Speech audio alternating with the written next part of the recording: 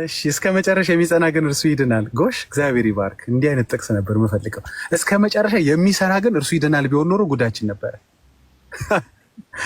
እስከ መጨረሻ ልክ ነው። በእምነት መጽናት አለብህ እና ክደኸው ልትገባ ትፈልገህ ነው መንግስተ ሰማያት መሀል ላይ በሱ እሱን ማመን የእሱን አዳኝነት መካድ ከጀመርክ ወይም ከካድክ ኦፍ ኮርስ ካልጸናህ እንዴ ግማሽ እምነት የለማ ብራዘር። እስከ መጨረሻ ነው ማምነው እስከ ዕለተ ሞቴ ድረስ ብራዘር። ስታምኑ እንደዚህ ነው የሚታመነው። እርሱ ይጸናል፣ እርሱ ነው የሚጸናው። ይሄ ወለም ዘለም የሚለው ኖ ኖ ኖ አንዴ በአፉ እያመነ አንዴ በአፉ የሚክደው ወይ በግብሩ የሚክደው እሱን ተወው። በአመፅ የሚክደው ማለት ነው በግብር መካድ። ኢየሱስን በማይመስል ህይወት እየተመላለሰ እንደ ልቡ የተጨመላለቀ እድናለሁ የሚል ሰው እሱ ይቀልዳል፣ እሱ አይጸናም። ምን አድርገኸኝ ከስራ ጋር ልታምታታው ፈለግ? ኦፍ ኮርስ እስከ መጨረሻ የሚሰራ ግን ካለ እስኪ ፈላልጋ አምጣልኝ። ቴንክ ዩ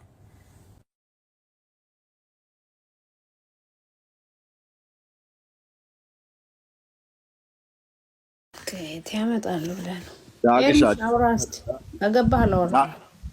ጫቱም ቅጠል ነው ብለዋል እኮ። ትንባሆም ቅጠል ነው፣ ጫቱም ቅጠል ነው። ይሄን ያህል ብዙ አታካብዱት። ከመንግስተ ሰማያት የሚከለክለን የለም ብለዋል። መጠቅለያውም ወረቀት ነው፣ ከእንጨት ነው የሚሰራው። መጠቅለያ ወረቀት ከእንጨት ነው የሚሰራው። ትንባሆም ከውስጡ ያለው ቅጠል ነው፣ የደረቀ ቅጠል። ጫቱም ያው እርጥብ ቅጠል ነው። እርጥብ ቅጠል ከደረቅ ቅጠል ጋር አገናኝተን ብንበላው ምንም ችግር የለውም እና ይሄን እንደ ስራ አትቁጠሩብን ብለዋል። ዲያቆኑ ታዲያ ሰሞኑን የተልከሰከሰው እሷም ከአዳም ነው የተሰራችው ብሎ ነው። ታዲያ አዳም የተሰራው ሁሉ ጾም የለውም ብሎ ማለት ነው። አንዱ አገልጋይነት ምን ሆኖ ነው የተቀጣው ተብሎ ሲባል አርብ ሮብ በልቶ ተብሎ ተባለ። አርብ ሮብ በልቶ ሚስት ታውቃለህ፣ በጴንጤው ዓለም አርብ ሮብ በልቶ ነው ከተባለ ያው እህታችንን አገልግሎ ነው ማለት ነው።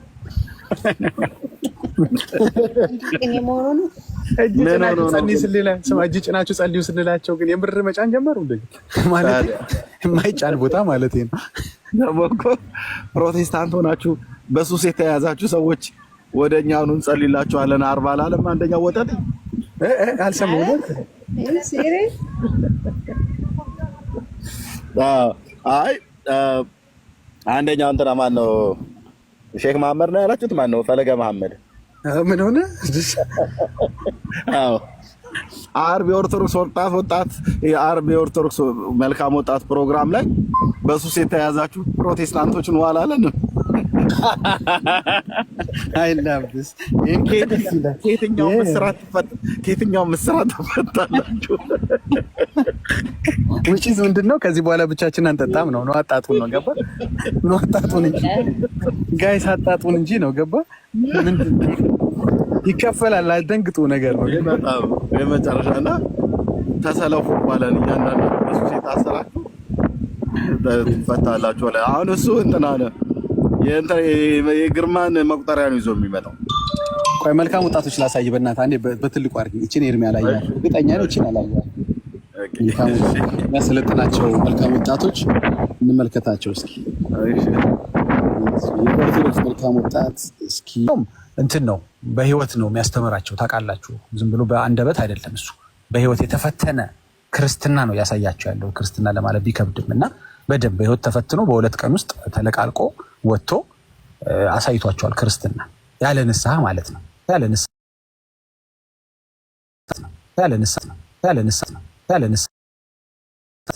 ንስሐ እና በጣም አትራክቲቭ ህይወት ነው የሱ። በጣም አትራክቲቭ በደንብ ኖሮ ነው የሚያሳያቸው ክርስትና ኖሮ ዳጊ ያንን እሱ መልካም ወጣት ብሎ የከፈተ ቀን ያንን ፎቶ ከሴቶች ጋር ሲላላክ የነበረው ንስሐ የማይገባ ከሆነ ከነ ጽሁፉ ከነ ፎቶ ከነ ስልኩ የለቀቀውን ፐብሊክ ነው የማደርገው እጄ ላይ ስላለ ማለት ነው። ኤርሚ እኔ እኮ ቆይ የጸጋ ዳንስ አለ፣ እንደገና ደግሞ የኃጢአት ዳንስ አለ። ለምን ለይታችሁ ለማየት አትሞክሩ? ወረተው እየራራችሁላችሁ አንዴ ጴንጤ ያፋተግባ እንዴ እንጠቀማታለሁ። ቆይ እንፈልጋታለሁ።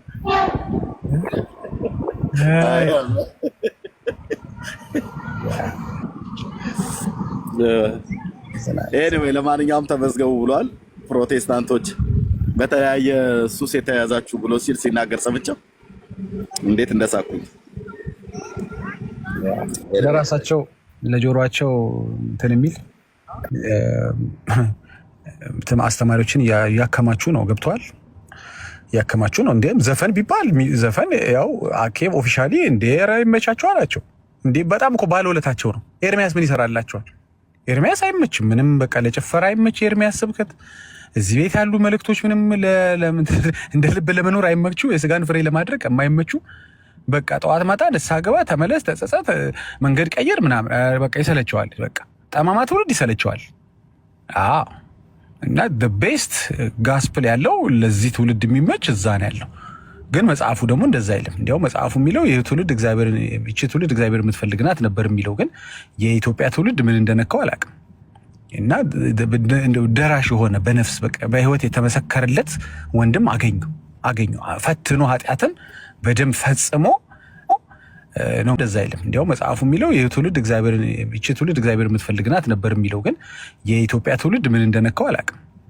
እና ደራሽ የሆነ በነፍስ በቃ በህይወት የተመሰከረለት ወንድም አገኙ ፈትኖ ኃጢአትን በደንብ ፈጽሞ ነው እንትን የሚል ዝም ብሎ አይደለም የሚያለው። በቃ አርጎት በሉ ቀጥሉ የሚል ምንም ንስሐ ምናምን እንዳትሉ ከሳለው በላችሁ እንዲያው ማስፈራራት ትችላላችሁ። ልጅቷ መታ ብታለቅስ የቪዲዮ መረጃ ቢኖር እኛ እኮ ያየነውን እኮ ያየ ሰው እኮ በጣም በእውነት ለዚህ ልጅ ብዙ የሚጸልይ ነው ምን ሆነው። ያው ትቢቱ ከቀጠለ የሚቀጥል ነገር ቢኖርም በጣም ያሳዝናል።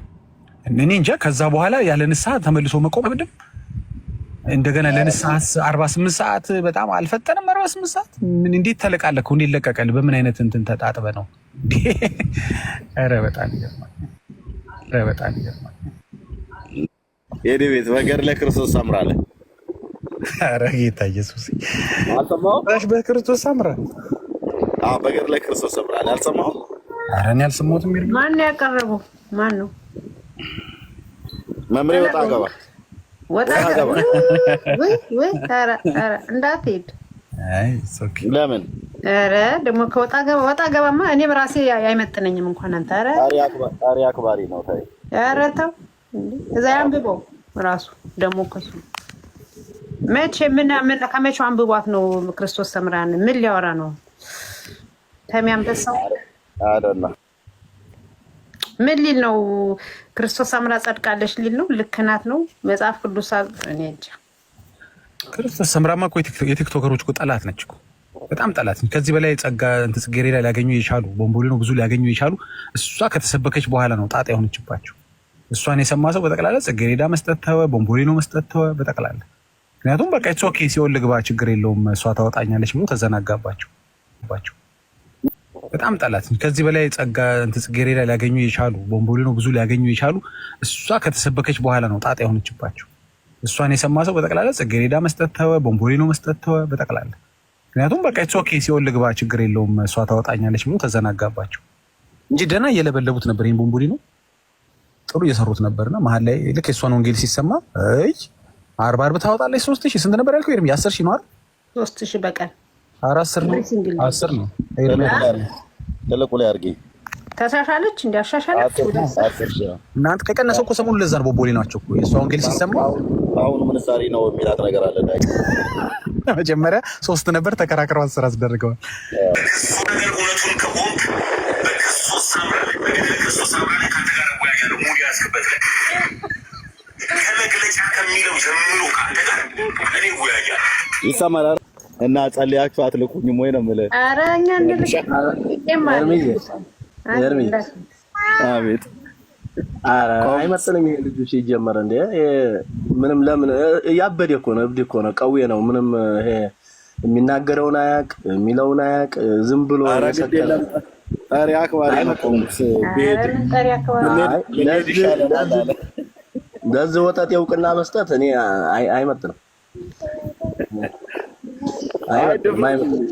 ድፍረቱ ራሱ እንደው እንትን ነው። እዚህ ስለተለማመደ እዚህ በጌታ ሆኖ በፊት ስለተለማመደ ሁሉ ነገር እንትን መስሎታል።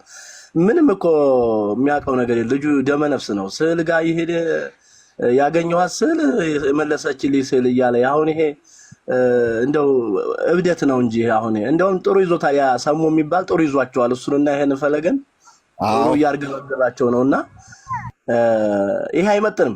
ከዚህ ጋር ወሬ ሲጀምር ምንም አይመጣ። አንዳንድ እኮ እኛም አንገባ የማይመጥን ቦታ እንደዚህ አይነት ሰዎች ለራሳቸው ያበዱ ለነሱ እውቅና ሰጠን ለነሱ ፎሎ ሰው እንዲበዛላቸው ነው እንጂ ለሱ እውቅና ሰጥቶ አይከድም። ሲጀምር ይሄ የማይመጥን ልጅ ነው። ይቅርታ አንዱ ኮሜንታተር ቤኪ ነው ፖስት ያደረገውና ቤኪ የሚባለው ቤኪ የሳውዝ አፍሪካ ሳይሆን ያኛው ወንድማችን እና አንዱ ኮሜንታተር ምንድን ብሎ የጻፈው ጊፍት መሰጠት አቆመ መሰለኝ ምናምን ነገር ለጊፍት ብለህ ነው ምናምን ብሎ አለውና ወዲያው ክሊክ ያደረገልኝ እሱ ነው። ያ እየተረሱ ስለሆነ ነው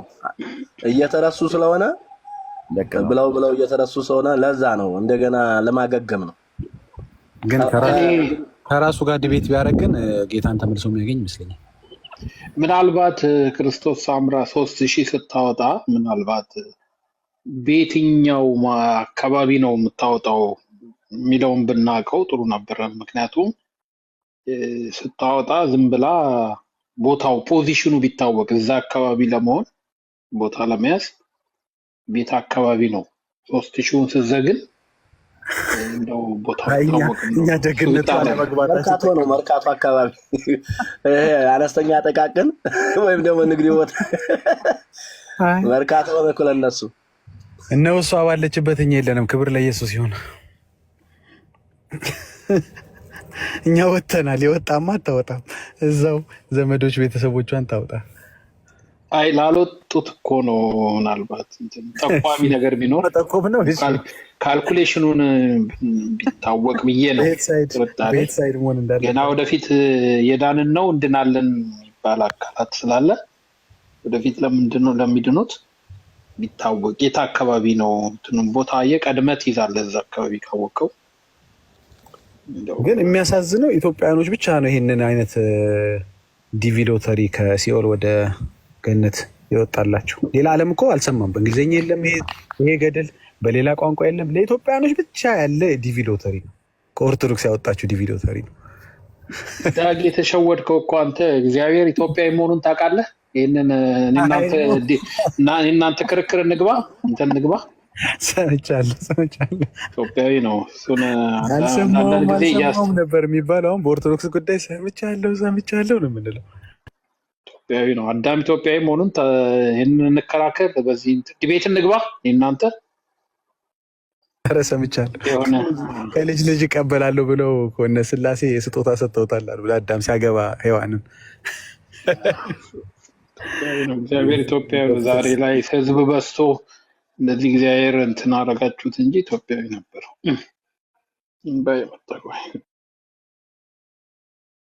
አዳምም አፈረደበት። እስካሁን ድረስ ምንድነው ጉራጌና ትግሬ ነው ሲባል ያልሰማሁት አልሰማሁም። አማራ ነው ብለውታል። ጎጃም አካባቢ ነው የሚኖረው ብለዋል። ደግሞ ማነው ፕሮፌሰር ህዝቅኤል ገቢሳ ደግሞ ምንድነው የመጀመሪያው ሰው ምንድነው ያለው ከውሃ ስለወጣ ከውሃ ነው የወጣው።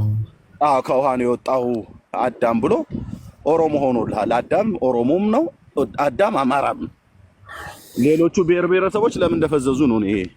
አረ ከብሔር ብሔረሰቦችን የሚያሳዝነኝ አትሊስት ከኛ ሀገር እኮ የተወሰነ ደርሶታል። ሌላ ዓለም አትልም ዴርሚ ሌላ ዓለም ይሄ ጉድ አንድ ቻንስ የለውም። አንድ የዲቪ ሀሳብ አልተላዘጋጅ ኦርቶዶክስ እንዳለ ሰብስባ በላችሁ እኮ እንደ አትሳሳቱ። ለዚህ እኮ ነው ወደ ዓለም ሁሉ ሂዱ የሚለው የተጠቀሰው። ለዚህ ነው እኮ ያው ህዝቡ እግሩን ሰብራ አስቀምጠው እንዴት ይሄድ? በየገዳም አስቀምጠው ሊሄድ ነበር እኮ ሰውን ገዳም ሰብራ አስቀመጠችው። እንዴት ይሄድ? ኢትዮጵያ ያልቻለችው ጉድ የለም። በእውነት ደግነቱ ቋንቋችንን ከኛ ውጪ ማንም የሚያውቀው የለም በዓለም። እንደዚህ እንደ ፈረንሳይኛ፣ እንደ አረብኛ፣ እንደ እንግሊዝኛ ኢንተርናሽናል ቢሆን ማርያም ያጣየልኝ ናት ብለዋል እዚህ። አረ የዓለም መሳቂያ ነበር የምንሆነው በእውነት የዓለም። ዛሬ ደግሞ ምን አሉ ኢትዮጵያውያን እያሉ የነጮች እናቶች ሁሉ ካፌ ቁጭ ሲሉ ማፍን እየበሉ ነበር የሚዝናኑብን። እና ቆይ ኤርሚ አንተ እኮ ችግር ስለማታነብ ነው። ዋልድባ ገዳም ውስጥ ታሽጎባቸው ያሉ የድንጋይ ቆብ የተሰፋላቸው እንዳሉ ታውቃለህ? ኢየሩሳሌምን በቁጥጥር ስር የሚያውሉ ኮሜዲ እኮ አታነቡማ እናንተ አታነቡ፣ አንብቡ የምንለው ለዚህ እኮ ነው። አይኑ ፈጠጠ እኮ የዛን ቀን ራሱ ሲነግረው የሌለ እኮ ነገር የድንጋይ ቆብ ተሰርቶላቸው አቤቱ ጌታ ኮማንዶዎች ናቸው በቁጥጥር ስር ኢየሩሳሌምን የሚያደርጉ። ቴዎድሮስ የሚባለው ሲመጣ ቴዎድሮስ በቁጥጥር ስር የሚያደርጉ እናንተ ኧረ ተው እንደው አታነቡም እኮ ችግሩ እኮ ተቸገሩ። አንዴ እኮ እውነት ወፈፊ እኮ እውነት ነው የሚያወራው። አንዳንዴ እንትና እኮ ደግሞ አስተባበለ ሰምታችሁት ነው ደምረው እኔ ፓስተር አይደለሁም ብሎ እንትና አናዘዘው እኮ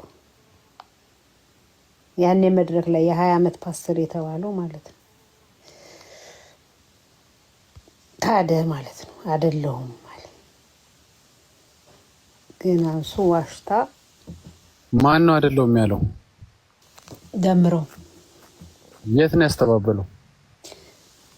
ከሶፊያ ጋር ማን ነው ደግሞ አደገኝ እዛው መድረክ ላይ አፉን ይዞ የለ እንዴ? እሱማ እኮ እዛው ነው ያስተባበለው። ላይቭ እኮ ነው ያስተባበለው እዛው ወይ ብሎ ህዝብ ይዛለትማ አፉን ያዘ እኮ ደንግጦ ሳቆ መጡ። ታዲያ እኔ እሱ ቪዲዮ ግን ሪል ነው። አፉን ያዘ እኮ በእጁ ሳቆ መጡ። በመድኃኔዓለም ቤተክርስቲያን መድረክ ላይ በዚህ አይነት መልኩ በጣም እኮ በጣም እንደው ስታስቢው እንደ ተቋም ትልቅ ውንብድና እኮ ነው። ትልቅ ውንብድና እኮ የ20 ዓመት ፓስተር ቸርቹን ዘግቶ መጣ ምናምን ብለሽ ህዝቡ ላይ ስትቀልጅበት ህዝቡ አሁን ነገ እንዴት ነው የሚያምንሽ? ደስ ይለዋል እኮ ህዝቡ ደስ ይለዋል። ውሸቱም ያስደስተዋል። ላይክ የሚያመጣው ኢፌክት ምናምን ያለ ስለሚመስለው ግን ይታዘብሻል። ገባሽ? ሃይማኖትሽን በምን እንዳቆምሽው ሲያስብ ህዝቡን ዝም ብለሽ በእንትን በፊኛ በምናምን እያፈነዳዳሽ ገባሽ? በርችት እየተኮስሽ ሃይማኖቱን እያቆየሽው እንደሆነ ይገባዋል ሰው። በቃ ምን ይገባዋል? አጠገቡ እዛ ቁጭ የተደረደሩት እነ ልደት እነ ዘማርያም እንኳን አንገታቸውን ደፍተው አተንፈስ እንኳን አላሉ። የውሸት እንደሆነ አልሳቁም እንኳን ሀሰቱ አስደፍቷቸዋል አንገታቸው። እና በዚህ ልክ በመምህር ደረጃ ሲነገር በጣም እኮ ነው የሚያሳዝነው። ላይ እንደማይዋሿቸው በድነት ላይ አተኩለን ስለምንሰራ ነው ሞር ፎከስ የምናደርገው። እንዲጠቃቀን ነገሮች ላይ ፎከስ ብናደርግ ይኸውልሽ ቤተክርስቲያኒቷ መሪዎቿ በጠቅላላ በቃ ግልጽ ያለ ሁሉም ማለት ባይቻልም አብዛኞቹ እንግዲህ ያንን ነገር ጨምሮ ፈጣጣ የሚደብር ላይ እንደዚህ አይነት ውሸት ይደብራል። በተለይ አለኩስ ተሳሳሻለሽ የሆነ አስታርቃለሁ ብዬ ዋሽው የሚባል ወንጌል ምንም የማያውቀው ደግሞ የሆነ የምትይው ነገር አለ። ገባሽ? ምን ወንጌል ያውቀው ዋሽቶ ማስታረቅ የሚባል ነገር ግን እንዲህ ብለው እንትን የሆነ ያስለመዱት አለ ህዝቡን። አሁን እኮ ልጅ ፈጣጣ አረጉት። ላይክ ምንም በቃ የመጣ ይምጣ በቃ ተነቅቷል። እንዴት አድርገን እናትርፍ ነው የደረሰብንን ዳሜጅ እንዴት እንትን እናድርግ ነውና ይሄ እኔ በጣም አዝናለሁ። እኛ በእርግጥ እንዲህ አይነት ነገሮች ተነቃቀን ነገሮች ላይ ፎከስ አናደርግም እንጂ ምንንዬ ኧረ ይሄ በጣም አደገኛ እኮ ውሸት ነው። እንዲሁ በጣም ሰውየው ሊዋረድ ይገባል። ያ ማነው ቢባሉ መምህሩ የተባለው ያ ጥቁሩ ሰውዬ ማርያም የተሰጠው ጳውሎስ መልካ ስላሴ ይባላል። አዎ እኮ የድሮ ሰባኪ ነው። በጣም የቆየ ሰባኪ ነው። ያቃል ተብሎ የሚጠበቅ ሰው ነውና ምንድነው የሚሰብከው? እንደው አሁን ምን ሰብኮ ኖሮ ነው በዚህ ልክ እኮ ከዋሹ እስከዛሬ ያልዋሿቸው ማለት እኮ አይቻልም። ያው በገደል በልሳናት ዋሿቸው ሞር የዋሿቸው ነው። ስለዚህ አሁን ላይ ቆመ እንደዚህ መዋሸት በኢየሱስ ማናን ይሄ እኮ በኦርቶዶክስ የተለመደ እኮ ገድል እኮ የተፈጠረ ነገር እኮ አይደለም እኮ የተጻፈው እኮ ውሸት እኮ ነው የሚጻፈው እኮ ይሄ ይሄ ለዛ እኮ ነው ገድሎችን አንብባችሁ ከሆነ ስፔሲፊክ ቦታ ታይም እና እንትናን አይገልጹም። ታውቃላችሁ አይደል? የሆነ ከዕለታት አንድ ቀን ብለው ነው የሚጀምሩት። የሆነ ጊዜው እና ቦታውን አይገልጹም። ስለዚህ የሆነ ውሸት ይሄ የተለየ ያንን አካባቢ የሚቆጣጠረው ነው። ግን እኔ የሚገርመኝ ማለት እግዚአብሔር መቼም እግዚአብሔር እንዳለ የሚያምን ሰው ባይዘው ወይ እግዚአብሔር እንዳለ ሰዎች መንገዱን አያውቁም እንጂ አንድ ፈጣሪ አንድ የሁሉ ፈጣሪ ክሬተር እንዳለ በየትኛውም እኮ እምነት ውስጥ ሰዎች ያምናሉ። መንገዱ ነው የጠፋቸው። ለዚህም ነው ክርስቶስ እኔ ነኝ መንገዱ ብሎ ያለው the right way ነው እንጂ እግዚአብሔር አንድ ክሬተር ፈጣሪ እንዳለ እኮ በእስላም ብትሄዱ በሌሎችም ብትሄዱ አለ። እኔ የሚገርመኝ ፈጣሪ ወይም ደግሞ አምላክ እንዳለ የሚያምን ሰው ውሸት የሚነገርበት ቦታ ሆኖ እንዴት መሰንበት ይችላል? ማለት እዛ አካባቢ የሄዱ ሰዎች ሲዋሽ ማለት ምንጊዜም የውሸት አባት ሰይጣን ዲያብሎስ እንደሆነ ይታወቃል። ውሸት ከእግዚአብሔር አይደለም ከሰይጣን ነው። እኔ የትኛውም ቦታ ሄጄ ውሸት ካለ እግዚአብሔር ከውሸት ጋር እንደማይተባበር ወይም ደግሞ አንድ በቃ እንደው የሆነ ውዝግብ ውስጥ እንኳን ከገባው እውነተኛው አምላክ ውሸትን እንደማይፈልግ ልቦናዬ ያውቀዋል። እዛ ቦታ የሄዱ ሰዎች በውሸት የተመሰረተ እንትን ሲሰራ እንዴት ህሊናቸው ለደቂቃ እዛ አካባቢ እንዲቆይ እንደፈቀደላቸው በጣም እደነቃለሁ። እውነት ሳይነገረው የኖረ ነው። እውነት እኮ ኖ እሱን አይደለም የምልሽ። እውነትን አይተው የሄዱ ሰዎች ለሴም እዛ ቦታ 20 ዓመት ፓስተር የተባለው ሰውዬ እውነት አልገባውም። ሲጀመር እኮ እነሱ ከጅምሩም እኔ ነው እንደዛ አቅም ክዶ የሄደ ነው የሚመስለኝ። ክርስቶስን አያውቅም ልንለው አልገባቸውም። ሲጀመር እውነት መቼ እስቲ ቆይ አለበት አይደለም የቃላት የቁጥር ይላሉ ቀሲሱ ማለት ነው። እንግዲህ መጽሐፍ ቅዱስ የኛ ነው የሚሉት ማለት ነው። ለምንድን ነው ይሄንን የሚሉት? ምክንያቱ ለምንድን ነው ብለሽ ስትጠይቂ የእነሱን ገድል መዘበራረቅ እንትን ለማድረግ እኮ ለማዳን እኮ ነው ይሄንን የሚሉት። እሱ የማይታወቀ ነው፣ ግን በዚህ ልክ ነው የሚቀጥፉት። ከገድልና ድርሳናቱ የሃይማኖት መከራከሪያ አይደለም እያሉ ይሉና እዚህ ጋር ደግሞ መጽሐፍ ቅዱሱን ልክ አይደለም ሲሉ ለይተው እኮ ነው። እኛውን ኦርቶዶክስ ያሳተመችው የ1954 የ1980 ትክክለኛ መጽሐፍ ቅዱስ ነው። ከተጨመረው ውጭ ከ15 ውጭ 66ቱን እንጠቀመዋለን። ትክክል ነውም አይደለም ብለን አናቅም። 15ቱ ተጨማሪ ውጭ ለይተን ነው የምናወራው። አክሴፕት የ2000 የታተመው እሱ ለይተው እኮ ቢናገሩ ኦኬ ችግር የለውም። የኛ የ2000 ትሙ ችግር አለበት ቢሉ አንድ ፊት አሁን እነሱ መጽሐፍ ቅዱስ ስህተት አለበት፣ እርስ በርሱ ይጋጫል፣ ልክ ስህተት አለው፣ ተበርዟል ካሉ ሆል ነው መጽሐፍ ቅዱስን እየተቹ ያሉት ነው። ስለዚህ ምን ይሆናል? ይሄው ከኦርቶዶክስ ይወጣ ሰው ሙስሊም እየሆነ ነው። ምን አለ ሲባል መጽሐፍ ቅዱስ የላችሁም እየተባለ በየትኛው መጽሐፍ ቅዱስ ነው አሁን እናንተ ከሙስሊም ጋር የምትወያዩት? ኢቭን ከኛ ጋርስ የምትወያዩት? መጽሐፍ ቅዱስ አንዱ ርኩስ ነው ይላል፣ አንዱ ይጋጫል ይላል፣ አንዱ የተሳሳተ ነው ይላል። ምን አይነት ግን ጉዶች እንደሆናችሁ እኮ እኔ ምን ላይ እንደቆማችሁም አይታወቅም። ሰው ባይሰልም እኮ ነው የሚገርመው በዚህ ልክና ቀሲሱ ናቸው እንግዲህ እንደሚሉት ይጋጫል እርስ በርሱ በቁጥር ሳይቀር ይላሉ። ኧረ እግዚኦ እኔ ብቻ ሶሊ እንኳን ደህና መጣ። እፍረት የሚባል የላቸው ወያፍሩ ወያምሩ የሚባል ኧረ ዝም ይበሉ ሰውማ ወደዛ በጣም ነው የሚያበሳጩት። ግን ጌታ እነዚህ ናቸው እንግዲህ ክርስቲያን ተብሎ ክርስቲያን የተባሉት በእውነት። ኤኒዌይስ ሰላም እንዴት ናችሁ? ሀያላን ደህና ነህ? ሰላም ብያለሁ። መነኔ ኤርሚ፣ ዳግሻ፣ ሁላችሁም ሰኒ፣ ቆሞስ፣ ፋሬስ ሁላችሁንም ናኦሚ፣ ሰኒ፣ ሀመር አይነታች ያላችሁም ሰላም ብያለሁ። በጠዋቱ ሲንግል የጨበጠውን ሰው አይቶ ነው መሰለኝ እኮ ጀለ እነሱ ኧረ ሰሙ ባይዘው በቃ ሊደፋቸው ነው መሰለኝ እነዚህን ሰዎች አምዷቸዋል። ሰሙ በቃ ከቲክቶክ ዓለም ሊያፈናቅላቸው ነው በቃ ተከታተለ።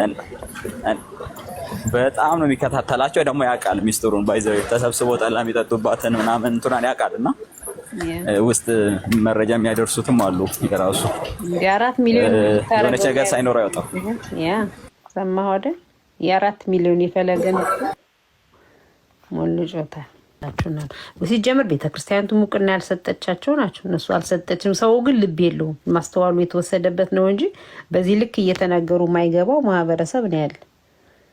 እንግዲህ እነሱ ይበላቸው። ምን ታደርገዋለህ እንግዲህ። አልሰማ ካሉ ወንጌልን አላነብም ካሉ ትላንትና የጊዮርጊስ ያልከው ገድል ኤርሚ ደግሞ ውጭ ነህ ለካቶ በቃ ጊዮርጊስ ጸጉሩ ምንድን ነው ያልከው? ነጣ ነው ቅዱስ ነው ያልከው? ኦኬ ሶሪ ኦኬ ኤርሚ ኮች ሆነ እንዴ? አንዳንዴ እንደዚህ ያሰለጥናል። አርሲ አካባቢ ስለነበር ኧረ ኤርሚ ፈርቶ ሊሮጥ ነው። ጭራሽ ብዛታቸውን አይቶ እኛ አጠገብ አሁን እንደዚህ አይነት አለ። ኤርሚዬ ግን ሩጫው የእንትን ነው፣ ወደ ሜክሲኮ ነው እያሳደዷቸው ነው። መኖሪያ ፍቃድ ምንድን ነው አሜሪካ እንደ የምራረጉት እንዴ? አዎ በተለይ ካሊፎርኒያ በቃ አልኩ ተወኝ። መኪናውን እየከሸከሹት በጣም በተለይ ወደዚህ ወደ ሳንዲያጎ ምናምን ካሊፎርኒያ እንዳለ ያው ለሜክሲኮ የሚቀርብ ስለሆነ ወረቀት ካለው የሌለው ነው የሚበልጠው። እና እንትኑን ወረቀት የሌለውን ከምታስወጣ ወረቀት ያለውን ብታስወጣ ይቀላል። ከተማው እኮ አወደሙት። አዎ ኦልሞስት እኮ ድሮም መጀመሪያ ሀገሪቷም እኮ እነሱ ነበረች። ያው አሜሪካ በጉልበት ወስዳ ነው። ኤኒዌይስ እኔ እንጃ በጣም ሩጫውን ሳየው እዛ ጋር ካየሁት ሩጫ ጋር ተመሳሳይ ግድ የለም ሊቀዳ ስለሚችል ብለዋል። እኛ ሰውዬ በቀባሪው እንዳሉት ነው እኔ የምለው። እንዳይቀዳ ያለው እንዳይጠለፍ ነው እንዳይጠለፍ ጠለፍ ይችላል። አንተ ምን አለ ተጠልፋሉ እኮ የቀዷቸው ነው። ምስኪን ሪካርድ አድርገው ነው የሰጧቸው። በሬን አንኳክተው እንዳይመጡብህ። ከርፊው ተጥሏል። ግን አሁን እኮ ስለያዩዋችሁ ነው አይደል? ካሊፎርኒያ ከርፊው ተጥሏል። አሁን እንግዲህ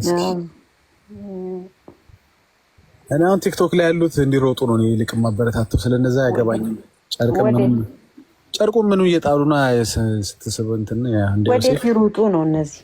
ወደ ጽድቅ ነው እንትን ጃኬት ጥለው ነው የሚሮጡት። ስንት እኮ ያዘሉት አለ በጀርባቸው። አርሴማ ተክልዬ ማአት እየጣሉ እንደ ዮሴፍ ብትታሰሩም ታሰሩ፣ ጥቂት ጊዜ ነው ብትታሰሩት፣ ለክብር ይለወጣል። የጣላችሁላት ሩጡ ለማለት ነው።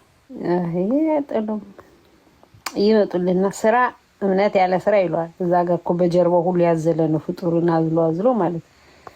እዛ እነሱን ሳትጥል አንተ በጻድቃን ስም እያልክ ከዛ እንደገና ይመጡልሃል። ደግሞ ፈኒ ፒፕል ናቸው። ቃል ኪዳናቸው እኮ ነው ቃል ኪዳናቸው። አረ እንደዚህ የሚባል ቃል ኪዳን የተሰጠ የለም እንዴ? ለሐዋርያቱ ያልሰጠ ለነዛን አባቶች ያልሰጠ እግዚአብሔር ቃል ኪዳን። እንደዛ ከሆነ ጌታ ኢየሱስ ክርስቶስ ለምን ለሐዋርያቱ አልሰጠም ቃል ኪዳን? በሉ እንግዲህ ቃል ኪዳን ገብቼላችኋለሁ ከዚህ በኋላ በእናንተ ስም የዘከረ ያዘከረ ምን ያለ ምናምን ለምን አላለም? እንግዲህ ጌታ መቃብር ላይ የሰጠው ቃል ኪዳን ነው። አረ እንደዚህ ምን መቃብር ነው እንዴ? መቃብር የሚባል የለም። ባዶ ቦታ መቃብር ላይ ሲጀምር ምን ጎልጎታ ለዘራ ብሩክ የሰጠው ነው የሚልሽ። ለዘራ ብሩክ ለዘራ ብሩክ ይማርላል። 40 ክንድ ላይ ቆሞ ጸልየ 20 ትውልድ 100 ትውልድ ግን እስከ 100 ትውልድ ነው የሚለው። አንዳንድ ቦታ ላይ 100 ጊዜ 100 አንድ ሰው ቢኖር ስንት ሺህ ነው አመት የሚሆነው? ኖርማሊ ሲኦል የገቡትም ምድር ላይ የተፈጠሩትም ተቆጥረው ገነት የገቡትም ተቆጥረው አሁን የሚመጣው ራሱ ገና ወደፊት የሚወለደው ሁሉ ድኗል። ቁጥሩ ሞልቷል። ኦልሬዲ ሄዳ ነው። በኦርቶዶክስ አስተምሮ በትውልድ አቆጣጠር ከሄድን በየገድሉ የሚያወራው ትውልድ ሲደመር በዓለም ላይ የተፈጠረው 8-9 ቢሊየን ሲደመር የሞተው ሲደመር ገነት የገባው ሲኦል የገባው በጠቅላላ ድኖ አሁን አዲስ የሚመጣው ራሱ የሚድንበት ገድል ነው ያላት ኦርቶዶክስ። ታዲያ ስራ መስራት ለምን ያስፈልገናል? እንደዚህ እንትን በቃል ኪዳናችሁ 100 ትውልድ ከዳነ ገና እኮ ወደ ታችም ይሄዳል። ከኔም የሚያልፍ ይመስለኛል እኮ የተገባላቸው። የካህናቱን የቤት ኪራይ ማን ሊከፍል ነው? የካህናቱ የቤት ኪራይ ማን ሊከፍል? የልጆቻቸው ሴት ትምህርት ቤት ነዳጅ ማን ይከፍላል? አንተ እኮ ችግር አለብህ። እንደዛ ነው እንደዛ አይደለም። ተው ምን እንደሆነ ታውቃለህ? ይሄ ወንጌል ከጥቂት ጊዜ በኋላ ይጠፋል። የኦርቶዶክስ የሐሰት ወንጌል ባይ ዘ ዌይ የኢትዮጵያ ኢኮኖሚን በመለወጥ ብቻ ይጠፋል። ታውቃለህ አይደል? አንዳንዴ ወንጌል ራሱ የማያስፈልገው ውንብድና አለ። ወንጌል የማያስፈልገው ለአንዳንዱ ውንብድና ወንጌል አያስፈልገው፣ የህጋዊ እርምጃ ብቻ ነው የሚያስፈልገው። ወይም ደግሞ አገሪቷ ላይ የስራ ወዳድነትን መፍጠር ነው የሚያስፈልገው። አንዳንዱ መንፈሳዊ በሽታ አይደለማ። ገባ? ለሁሉ መልስ እንደሆነ ወንጌል እናውቃለን። ግን ለአንዳንዱ ሌባ ወንጌል አትመሰክረው። ገባ? እሱን ሸቤ ነው የምትከተው። ሸቤ ያስተምረው። አቶ ዳጊ ግን ጠንከር ትላለህ አንተ። እሺ ጠበል ጣዲቋን ተዋት። ጠበል ጣዲቋን ብቻ ትቶ ሌላው ቢቀር እንኳን እቺ ጠበልጣዲቋን ባይሆን ለምን ይመስላል የምልጃ የዝክር የምናምን እቺ ሁሉ ጣጣ ስዕል አድኖ ምናምን ቢዝነሷ ጧፏ ምናምን በጠቅላላ ኢትዮጵያ ውስጥ ብቻ ያለችው ለምንድን ነው?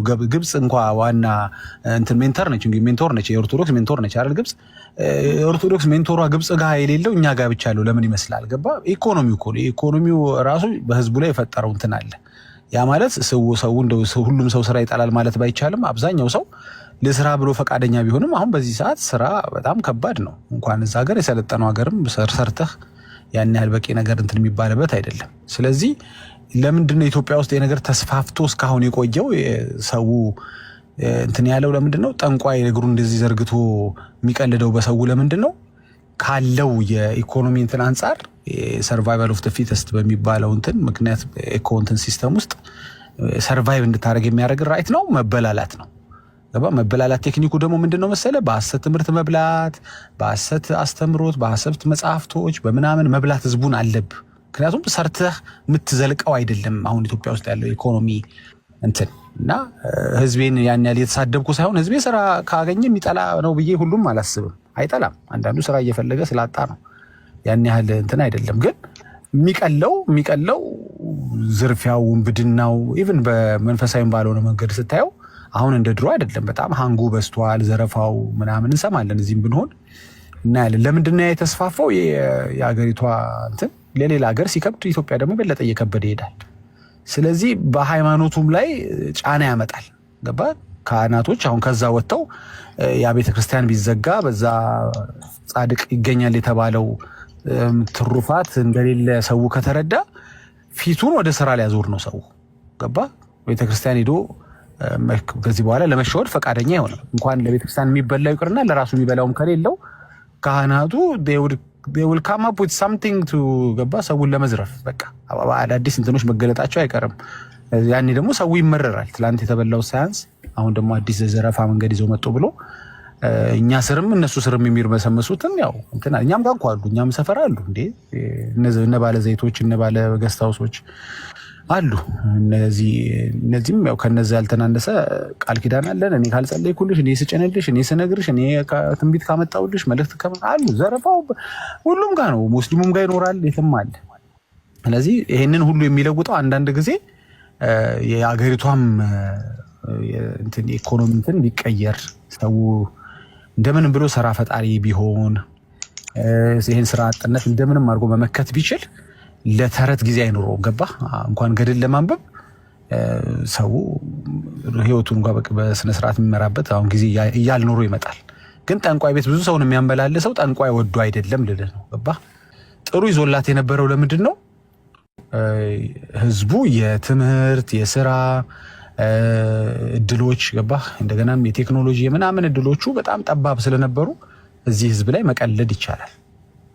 ገባ? ከእንደዚህ አይነት እንትኖች የራቀን ህዝብ ትቀልድበታል፣ ለመዝረፍ ይቻላል። ህዝቡ ግን ከነቃ በኋላ አሁን ዩኒ ማኛን ስታየው ከዚህ በኋላ ምን ብለህ ነው የምታታለው? ብዙ ነገሮችን በራሱም በጌታም ጸጋ መርምሮ ደርሶበታል። ወደኋላ ላታለ ብትለው ሙድ ነው የሚይዝበት። አሁን ያን ልጅ አስገብቶ በቃ እየሳቀበት ነበር። ከዚህ በኋላ ታታለኝ አትችልም እያለ ነው። በቃ ስለ ክርስቶስ ሳምራ የሚነግረውን ተረት እየሳቀ ነው የሰማው። ምክንያቱም በቃ አንዴ ከበራለት በራለን። ህዝቡ አሁን አንዴ ከበራለት በኋላ ምንም ብትለው አይሰማም። ይሄን ተረት ዘርበል ነው የሚል። እስካሁንም አንተ ቤት የተመላለስኩት ጠንቋይ እኔ እንትን ይለኛል ገድሉ ይጠቅመኛል ብዬ አይደለም። ግን ከማህበረሰቡ እዚህ ድህነቴ ላይ ብገለል ከድር ብገለል ምናምን የሚለው የኑሮው ጫና ስላለ ነውና ብዙ ማለት ይቻላል። ኦርቶዶክስ እንግዲህ ከዚህ በኋላ የህዝቡ ድህነት ነው ያንቺ ተስፋ።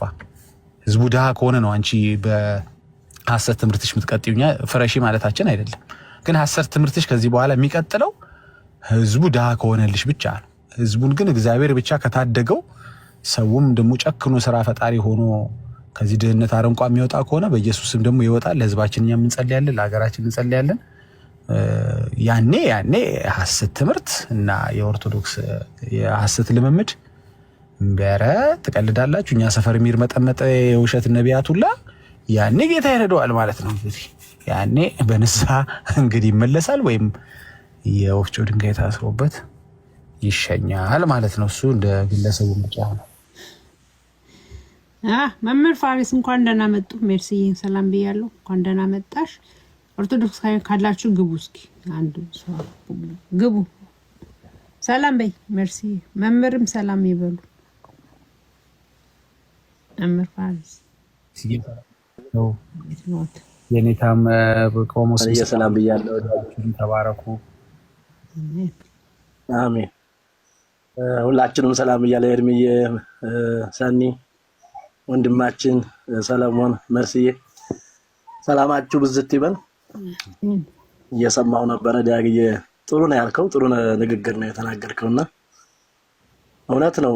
ድህነት ነው በእርግጥ ሃይማኖቱ በአንድ በኩል ስናየው ሃይማኖቱ ራሱ ድህነት ሰባኪ ነው። ድህነት ሰባኪ ነው። በማጣት ጽድቅ አለ፣ በመቆሸሽ በመንገላታት እንደዚህ አይነት ጽድቅ ይሄ ጠማማት መቼም ወንጌል ነው ለዚህ ሁሉ የሚፈውሰውና ወንጌል ነው ሰዎችን ወንጌል ለዚህ ህዝብ ምን ያስፈልጋል ብትለኝ ወንጌል ነው። ወንጌል ሁለንተናዊ ስለሆነ ማለት ነው። እንደ ኢትዮጵያ እንኳን ብዙ ስናይ አሁን ወደ ደቡብ ስንሄድ እንሰትን የመሰለ እንደዚህ ሙዝን የመሰለ ፓፓያን የመሰለ ወንጌላውያን ናቸው። መካነ ማነው ለምሳሌ እንደው ካቶሊክም እግዚአብሔር ስጣት በዚህ በኩልም ትልቅ አስተዋጽኦ አድርጋለችና ፍራፍሬዎቹን እንኳን ወደ ኢትዮጵያ የማስገባት አይምሯቸው የነቃ የዳኑ ሰዎች ናቸውና ትምህርት ቤትና አሁን እንደ ቃላይ ቦታውን በደቡብ ብታዩ ብዙ ቦታ ትምህርት ቤት ያሰሩ እነሱ ናቸው። ይሄ ማለት የአይምሮ ንቃት ነው እና ወንጌል ለዚህ ያስፈልጋል። ወንጌል ነው የሚለውጠው። በቄስ ቤት ቄስ ያው አሁን ስላሴ ቢያንስ 300 ካህናት ደሞዝተኛ ነው። 300 ካህናት ደሞዝተኛ ሲሆን በትንሹ ዲያቆኑ አሁን በቀላሉ እስከ 40 ሺህ ብር ገብቷል ማለት ነው። ዲያቆኑ የቄሱ ከዛ በላይ ነው። ያስተዳዳሪው ደግሞ የትና የት ሄዷል ማለት ነውና ይሄ ሁሉ ምግብ ይፈልጋል፣ የሁሉ ደሞዝ ይፈልጋል። አገልግሎት የሚደርሳቸው በ6 ወር በ4 ወር ነው የሚደርሳቸው። ግን እዛ ለመግባት ያው በሙስና በምስል የሚገቡ ያው አንዴ ከገባህ በቃ አንዴ ከፍለሃል። በ6 ወር ነው አገልግሎት የሚደርስህ። ይሄ ካህን ይሄ ብርኬት ይመጣል እንዳልከው በዚህ በስላስሉ በዚህ በገሉ እንዲሆንላቸዋል በማለት ካልሆነ በስተቀር ይሄን ካህናት ለመመገብ ወይም ደግሞ ደሞዙ ለመክፈል ግዴታ ይሄ ያስፈልጋል።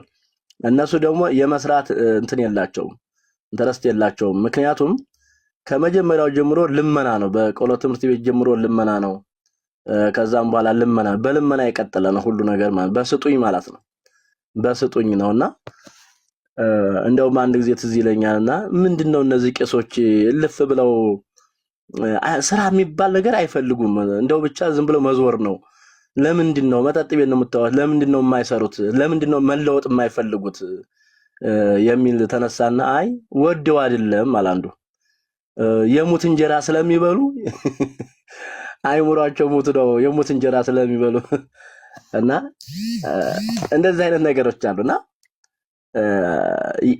መለወጥ የሚባል ነገር አይፈልጉም። በቃ ሁሉ በአንጣና በስጠኝ የተለከፈ ነው እና ለዚህ ነው እንዳልከው ወንጌል ያው ህዝቡን ሲቀየር ሰው አይምሮው ይነቃል፣ ለስራ ይነቃቃል፣ የስራን ጥቅም ያውቃል።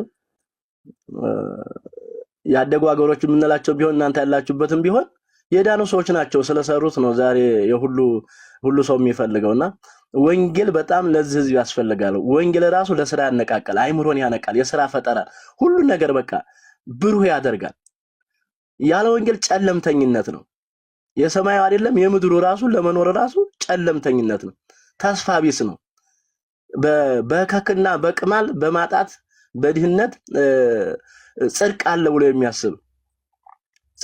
የሚያስብ ይሄ ጠማማ ትምህርት ኢትዮጵያ ውስጥ አለ። ለዚህ ተጠያቂውም ቤተክርስቲያን ናት። በእውነት ተጠያቂዋ ቤተክርስቲያን ናት። እንዳይሰራ እንኳን ከ1 እስከ 30 በዓል ደርድራ የግብጽ መነኩሴ በዓል ዛሬ እንትና ነው እንዳይሰራ ሽባ አድርጋ ድህነት ለአሁን እንኳን ተጠያቂ ኦርቶዶክስ ቤተክርስቲያን ለድህነት እንኳን አሁንም ቢሆን እኮ ድህነት እንዴ አይታችኋል እኮ ልማት የሚባል ፈልጎ ለውጥ የሚባል አይፈልጉም። ሲጀመር ማለት አይፈልጉም መለወጥ የሚባል አሁን ለልማት እንቅፋት የሚሆኑትም እነዚህ ናቸው። ለምን ለውጥ አይፈልጉም? ለድህነትም ለኢትዮጵያ ተጠያቂ ቤተክርስቲያን ናት። ሆነን ለማውራት ማለት ነው። በጣም ከአንድ እስከ ላሳ እንዴ እኔ አውቃለሁኝ። አንድ ወቅት ሰዎች ሲያርሱ አይቼ አወግዛለሁ እያልኩበት ጊዜ አለ። ከኔ ጀምሮ ማለት አወግዛለሁ ብዬ እንዴት በዛሬው ቀን ያርሳሉ እያልኩ በኪዳነ ምሕረት ቀን እንዲህ አይነት ማህበረ ቄስ ነው ያለበት። 6 ቀን ስራ በሰባተኛው ረፍ የሚለውን ሳይሆን እንዴት ዛሬ በማርያምን እንትን ይላል። እንዴት ክድየን እንዴት ህማማት ብለው እኮ ህማማት ታውቃላችሁ ጊዜ ይሄ ሚያዝያ አካባቢ ነውና እርሻ የሚታረስበት ዘር የሚሰራበት ነው። ብዙ ህዝብ እኮ በዚህ ምክንያት በህማማት እንዴት ታርሳለህ ተብሎ ተከልክሎ የእርሻው የዘር ቀን ያልፈዋል። ታውቃላችሁ ሰሜን አካባቢ ያልፈዋል። ካለፈው በኋላ እንደጠበቀው አይሆንም። ከዛ የሚዳረገው ለድህነት ነው። እንዳያርስ እየተወገዘ ዛሬ ባህል ነው። እንዴት በመርቆሪዎስ ታርሳለህ? እንዴት በተክልዬ ታርሳለህ? እንዴ ባቦይ ታርሳለህ እየተባለ ማለት ነው። ለኢትዮጵያ ድህነት ተጠያቂ ቤተክርስቲያናት ነው ለማውራት ማለትና እግዚአብሔር ህዝባችን ይፈውስ። እውነት ወንጌል ያገኘው ወንጌል አርነት ነው። ወንጌል ነፃነት ነው። ለዚህ ምድር እንኳን ለመኖር ወንጌል በጣም አስፈላጊ ነው። አእምሮ ይፈታል፣ ከእውነት ጋራ ይቆማል። አለበለዚያ ማንም ይሄ እድፍ ያለ ቄስ ንግግሩ እንኳን የማይመች ሲያጃጅለው ነው የሚኖረው። ሲያጃጅለው ማለት ለራሱ አይሆን ለህዝቡ አይሆን ለራሱ ታስሮ ሰውን የሚያስር ማለት ነው። እስረኛ የሚያደርግ በጣም ግርም የሚል እኮ ነው። በጣም አንድ የማይጠበቅ ካህን መጥቶ እኮ ነው ፕሮፌሰሩን መጥቶ የሚያወግዘው፣ የተማረውን የሚያወግዘው፣ የተማረውን የሚናገረው። በጣም እኮ አሳፋሪ ነው እኮ። ያው ሰው ታውቃላችሁ ለሃይማኖቱ ተገዥ ነው፣ ለሚያምነው ነገር ይገዛል። በዚህ ምክንያት ህዝባችን ታስሯል፣ እስር ቤት ነው ያለው። እንዳይሰራ እንኳን እንዳይለወጥ እንኳን አይምሮ እንዳይነቃ እንዴ የኛ ህዝብ እኮ መጾም ያለበትን ትቶ ሌላውን የሚጾም ነው። መስራት ያለበት ትቶ ሌላውን የሚሰራ ነው። እንደ ሰው ለመግደል መሳሪያ እየወለወለ በሮቡ ነው የሚል እኮ ነው። በሮቡ ነው እንዴት በሮቡ ጾማለሁ በሮቡ እንዴት እበላለሁ የሚል ሰው ማይበረሰብ እኮ ነው። እንዴት በጾም ብላ ትኛለሽ የሚል እኮ ነው። እንግዲህ ሰውን ለመግደል እየሄደ መሳሪያ እየወለወለ ለብላ እንጂ ሲባል እንዴት በሮቡ ብላ ባላለሁ የሚል መጾም ያለበትን የማይጾም አላስፈላጊ ነገር የሚጾም እንደገና መስራት ያለበትን እንደ ሰው ሰርቶ ማግኘት ያለበትን ትቶ የግብጽ ወደላ መነኩሴ ሁሉ ሲያከብር የሚውል እና በቀላሉ ደግሞ የመንግስተ ሰማያት ቀለል አድርጎ አመጡለት። ስለ አቡነ ሀቢብ ብለህ 3 ጊዜ ብትጎርስ መንግስተ ሰማያት ትገባለህ የሚል ያኛውን ያጎ ስብሐት ከተባለ በኋላ ስለ አቡነ ሀቢብ ብሎ ከጎረሰ መንግስተ ሰማያት የሚገባበት እንደ ግሸን ማርያም ሄዶ የ40 ቀን የሚሆንበት እኮ ነው። እንዴት በጣም እኮ ነው ህዝቡን እየቀለደበት። ግሸን ጤፉት የሚባል መጽሐፍ አለ። የ40 ቀን ማለት ለምን 80 ዓመት አይኖረውም ሰውየው? እንደማንም ተጉዞ መሄድ ነው የሚጠበቅበት ግሸን ማርያም። ስለዚህ ምን ይሆናል? የ40 ቀን ልጅ ሆነ። በቃ 40 ቀን ልጅ ማለት ኃጢአት የሌለበት ማለት ነው። ኃጢአት ሲጨልጥ ኖሮ ማለት ነው። እንዲህ አይነት እንዲሁም ደግሞ መቃብር የጠበቀና አቡነ ሐራን ስናይ እኮ መቃብር የጠበቀ 10 ትውልድ ምርልሃል የሚል እንዲህ አይነት ዕቃ ጨዋታ ህዝቡ ላይ እየተቀለደበት ያለ ሁኔታ ነውና ህዝቡ መለወጥ ወንጌል ለዚህ ነው ተግተን መስራት አለብን። ይሄ ህዝብ እስካልተቀየ ድረስ ወንጌል የምናቆምበት አይኖርም። ካህኑም ቢሆን እንደው ስራውን እናፈርስበታለን፣ ተንኮሉን እናፈርስበታለን፣ ክፋቱን እናፈርስበታለንና ይሄ ካልሆነ ካላፈረስንበት ህዝቡ አይነቃም። ህዝባችን ታስሯል፣ በስር ነው ያለው፣ በቄሶች ታስሯል። በቄሶች ማለት ነው። እኔ አንድ ጊዜ ትዝ ይለኛልና የሐዋርያት ጾም ነው አሁን ሲገባኝ የሐዋርያት ጾም የሚባል ነገር የለም፣ ምንም የለም። ግን እንዴት ስጋ ቤት ሄጄ ስጋውን አውርድና አስገባ እንዴት በዚህ ቀን ስጋ ትሸጣለህ ያልኩበት ጊዜ አለ። ምንድነው? አለማወቅ እኮ ነው፣ ጅልነት እኮ ነው። መጽሐፍ ቅዱስ አላነብ ዝም ብሎ ብቻ አባ በመባል አብዛኛውን ካህናት እንደዛ ናቸው። ዝም ብለው በቃ ጅው እንደው አላያችሁም? ሰሞኑን እንኳን አንድ ቄስ አንድ ልጅ ሲጠይቀው ይቆየኝ ጊዜ ስጠኝ ብሎ በጣም ያሳፈር እኮ ነው። ከመጽሐፍ ቅዱስ የሸሹ በገላት ግን የተጠመደ ካህናት ናቸው ያሉትና ለዚህ ነው ለድነት ራሱ ተጠያቂ ነው ለለፈልነው ዳግዬ። እግዚአብሔር ህዝባችን ይፈውስ፣ በእውነት ህዝባችን ይፈውስ። በእውነት በጣም ለኢትዮጵያ ፈውስ ያስፈልጋል። ግብጽ ብላል። ግብጽ በጣም እኮ አሁን ካህናቱ ፍራፍሬ ነው እርሻ ያርሳሉ እኮ። በጣም ቴክኖሎጂ ጋር የተገናኙ ናቸው። በጣም የነቁ ናቸው። እንዴ ቄሱ ራሱ እኮ ዶክተር ነው። ቄሱ ዲያቆኑ ፕሮፌሰሮች ናቸው። እዚህ እኮ ምንም ነገር የለም እኮ። ይሄ አሁን እንኳን በአግባብ አማርኛን ለማንበብ እኮ እየተጎላደፈ የሚያነብር ቄስ ነው እኮ እዚህ ህዝቡን ሲያጃጅል የሚውለው። አማርኛ እንኳን በአግባቡ የማይናገር ማለት የማያነብ ማለት ነው። መጽሐፍ ቅዱስ ስትሰጠው አያነብም። እንደ ማቴዎስ ስትለው እኮ ዘፍጥረት ዶ የሚፈልግ ነው። ይሄ ነው እኮ ቄስ። እነ ግብጽ ብንሄድ እኮ የሰለጠኑ ናቸው። አንድ ህዝባችን የሚያሳዝነውና ጌታ ይርዳ እንላለሁኝ። ተባረኩ ተባረኩ። መመፋረስ ጸጋይ ብዛለሁት። መርሲ የሰላም በይ። እንኳን ደህና መጣሽ አለሽ አላሁኝ። እንዴት ናችሁ? ሰላም ነን። ልተኝ እኮ ነው በቃ እንቅልፍሽ። ኧረ አላውቄ ነው ድምጼን ቀነስ ያደረኩት አውቄ ነው። እሺ እንዴት ናችሁ? ሁላችንም ሰላም ብያለሁ። ዳጊ ሰኒ የኔታ ይበለን እና ደሃመር ሌሎቻችሁም ሁላችሁንም ሰላም ብያለሁ። ተባረኩ። እናምሽም ይበለን። እንኳን ደህና መጣ። ሰላም ርዕሱ እኮ አለ ሲርስ ሰላም ነህ ይበለን። ሶሪ ግን ስምን ተሳሳ ይበለን ነው አለው። እግዚአብሔር ይመስገን። ሰላም አልክ አለው። እግዚአብሔር ይመስገን። ሰላም ናችሁ? ደህና ነን። አንተ እስካሁን ጌታን አልተቀበልክም እንዴ? ማንኔ? ኧረ እኔ በጌታ ነኝ። ሰኒ አለሽ? የብል የምትለው አለ በርዕሱ ላይ ታወራለህ። ሰኒ የምትለው አለሁ ቅዱሳን ስራ አይደለሽም? ስራ ነኝ። እረፍት አንድ 10 ደቂቃ አለ። ተባረኩ እያልኩ ነው። እየሰማው ነበረ መምህርም እንዳሉት ያው ነው ህዝባችን ከዚህ ስራት ሊፈታ ግድ ይላል። በጣም በዚህ በጻድቃን የተነሳ በጻድቃን ሰማዕታት የተነሳ ብዙ ስራዎች የማይሰሩ አሉ። ብዙ ቀናት ያው እናውቃለን። በተለይ ደግሞ አካባቢያችን የምንመጣበት አካባቢ እኔ የጊዮርጊስ ቀን የኔ ቤተሰቦች አይደለም ስራ ገጠሪዎችም ቢሆኑ ከተማም ያሉት እንኳን ስራ ቀርቶ ውሃ እንኳን የማይቀዳበት ቀን ነውና በጣም ይገርመኛል። በጣም ነው የሚያሳዝኑትና እግዚአብሔር ከዚህ ስራት አውጥቶ ደግሞ ወደ እውነተኛ ወንጌል ያው ችግሩ እኮ አሁን ከተማ ላይ ሰምተዋል፣ ግን ሰምተው እንዳልሰሙ ነው የሆነው። ወደ ገጠሩ ደግሞ ጭራሽ መድረስ አይቻልም። ጭራሽ ጆሮአቸውን ደፍነዋቸዋል በብዙ ነገር እና እግዚአብሔር ደግሞ መልካም ነገር ያደርጋል እንላለን እናምናለን። ባይዘወይ የብሌንን ተቀበሉት። ብቸኛ ኦርቶዶክስ የኢየሱስ ክርስቶስን አማላጅነት የሚቀበል ወንድም ነውና እስኪ ዛሬ ደግሞ ምን ያክል ለውጥ እንዳለው መምህር ቢቀበሉት ደስ ይለኛል። መምህር ያውሩት እስኪ ወንድማችን። ተባረኩ። ቴንክ ዩ ተባረክ። ያ ቀጥሉ። ያው ርዕሱ አለ እንግዲህ ያዕቆብ ላይ ነው ያለነው። ያዕቆብ 2:14 እንግዲህ ያዕቆብ ኦርቶዶክሳውያንን ይመለከታል ወይ? ያዕቆብስ ስለ ዘላለም ህይወት ነው የሚያወራው ወይ? እምነትን ከስራ ጋር ሲናገር ለዘላለም ህይወት ነው ወይ ነው? አሁን አውዱ መታየት ያለበት እሱ ነው። እንግዲህ እነሱ የሚጠቅሱት ይሄን ነው። እምነት ያለ ስራ ሙት ነው ብሎ የሚጠቅሱት ለድነት ነው። ያዕቆብ ግን እያወራ ያለው የዳኑ ላማኞች ነው ሁልጊዜ እንደምንለው። ስቲል ግን እየተረዱን አይደለም ኦርቶዶክሳውያን።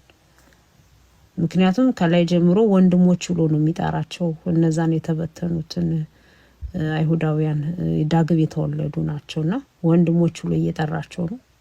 ወንድሞች የሚላቸውን ደግሞ ያላኑትን አይደለም የዳኑትን ናቸው ወንድሞች ሲባል የሚጠራው ሲጀመርና እሱን ጥቅስ ይጠቅሳሉ። ነው ያላቅም እዛ ጋር የዘላለም ህይወት አላችሁ እያለ። ስለዚህ ቀጥሉ መምህር የብሌንን ያውት ግን ዛሬ ንስሐ ገብተን የምትሄደው ዝም ብሎ መሄድ የለም። ግን ከዛ በፊት አሁን ባወራችሁት ላይ የሆነ ነገር ጠይቅስ።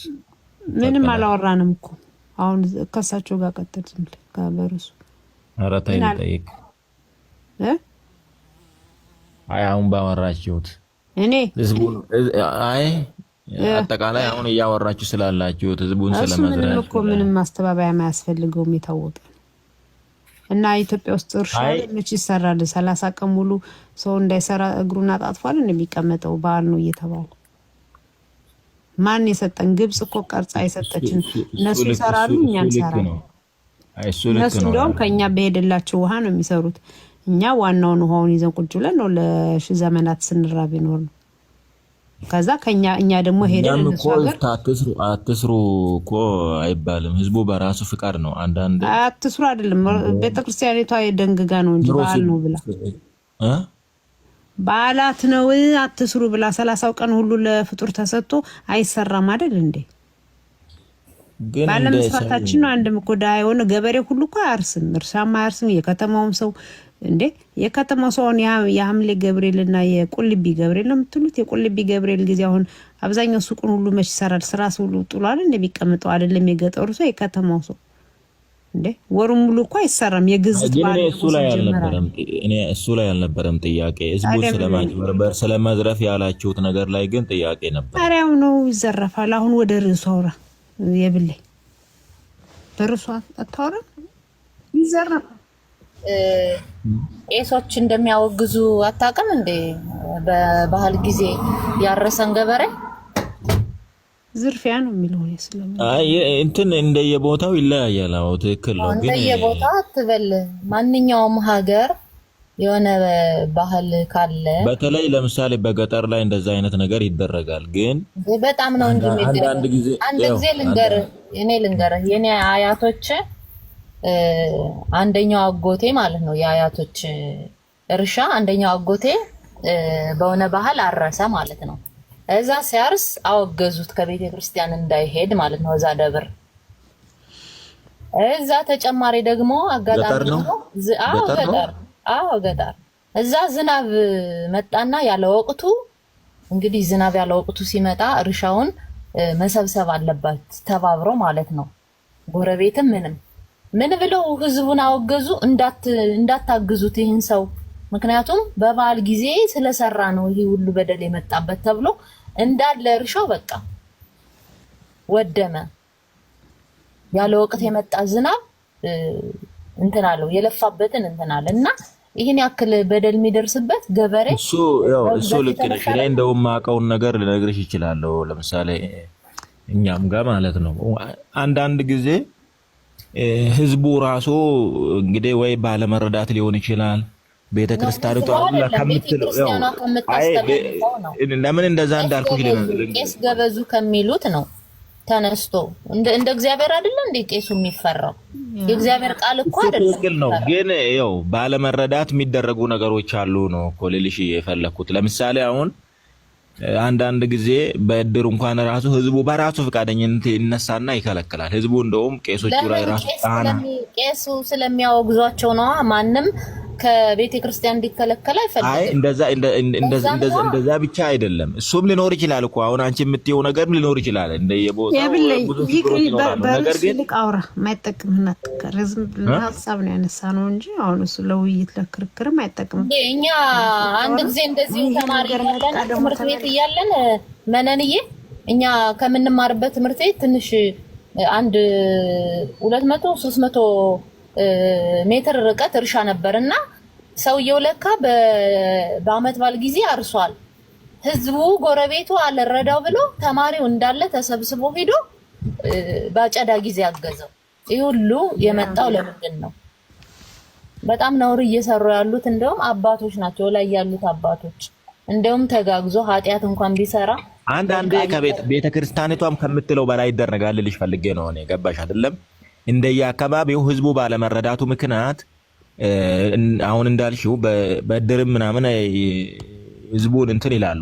እድር ውስጥ ይከቱና በዚህ ቀን የሰራ በዚህ እድር ውስጥ እንደማይሰራ ወይ ደግሞ ቅጣትም እንዲኖር ምናምን ያደርጉና ያን ቀን ሰው ኧረ በርዕሱ አውራተው የብለይ በርዕሱ ይሻላል።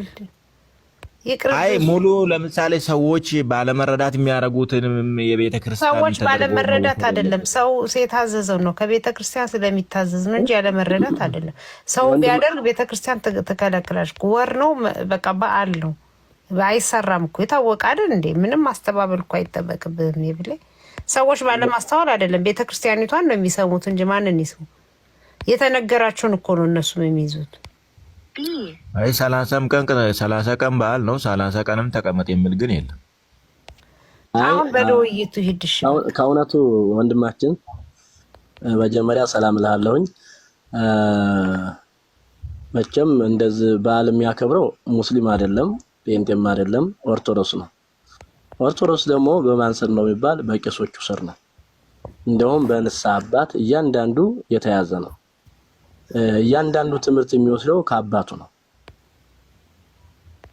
ግሉ ጸበል ያጠምቅ ይሰጠዋል በብዙ መልኩ ማለት ነው። በቄሱ ስር ነው ማለት ነው። ስለዚህ ስለ በዓል ስናነሳ እድልም ይበላው ወጣቱ ተሰብስበው የሚሆንም በቄሶቹ ናቸው። ከቄሱ የሚያመልጡ ነገር አንዳች ነገር የለም። ስለዚህ ቄሶቹ ማለት ደግሞ የቤተ ክርስቲያን ልጆች ናቸው። የቤተ ክርስቲያን መዋቅር የሚያገለግሉ ሰዎች ናቸው።